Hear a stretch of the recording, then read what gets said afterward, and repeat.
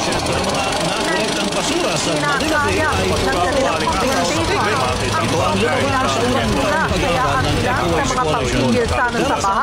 Nasisira.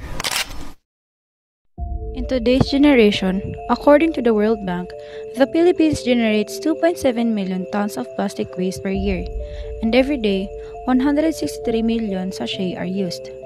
In total, the country produces a total waste of 61,000 metric tons daily. Single-use plastic can gently affect the world.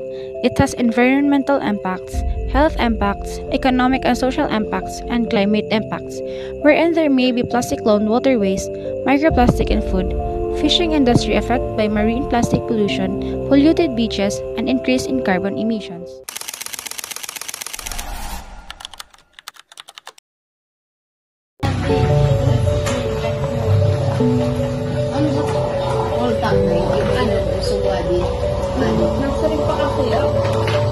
There are definitely a lot of alternatives we can make use of, such as paper straws, wooden utensils, paper cups, tumblers, and many more.